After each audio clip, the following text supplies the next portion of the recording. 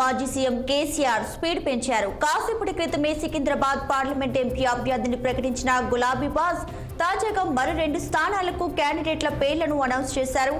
Bhuvanagiri, Nalgonda parliament సీట్లకు BRS MP అభ్యర్థులను ప్రకటించారు.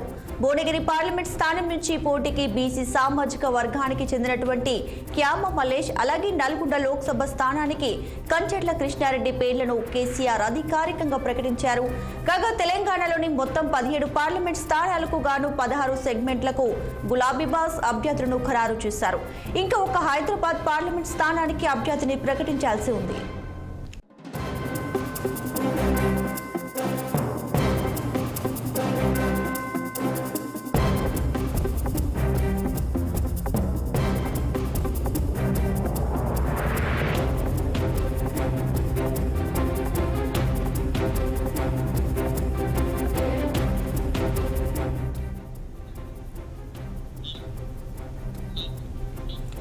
రైట్గా ఇదే అంశంపై మరింత సమాచారం మా పొలిటికల్ బ్యూరో చీఫ్ రాము మరింత సమాచారాన్ని అందిస్తారు. రాము,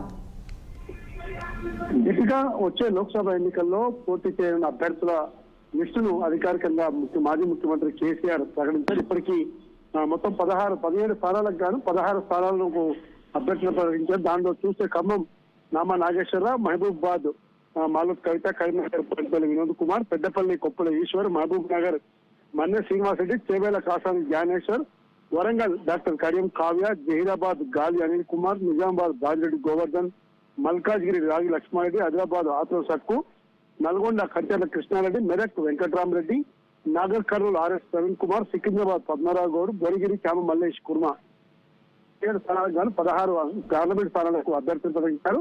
అన్ని సామాజిక సమీకరణలు ఇవన్నీ కూడా చూసుకొని అయితే ఇంకొక హైదరాబాద్ మినహా అన్ని కూడా ప్రకటించారు.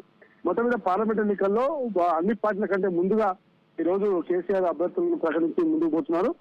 ఇవాళ సికింద్రాబాద్ పార్లమెంట్ నియోజకవర్గ మీటింగ్ తో పాటు ఇతర ముఖ్య నాయకుల సమావేశం జరిగింది. అందులో అన్ని సీట్లను ప్రకటించారు. అయితే వచ్చే లోక్సభ ఎన్నికల్లో ఖచ్చితంగా తెలంగాణ వాదాన్ని ఢిల్లీలో వినిపించాలంటే టీఆర్ఎస్ పార్టీని గెలిపించాలని చెప్పి ఇప్పటికే కేసీఆర్ తో పాటు హరీష్ రావు, కేటీఆర్ కూడా సభలో చెప్తా ఉన్నారు. దీనికి సంబంధించిన సన్నాహక సమావేశాలు కూడా ఇక వరుసగా ఉంటాయని కూడా చెప్తున్నారు. Deepika, Thanks for the updates.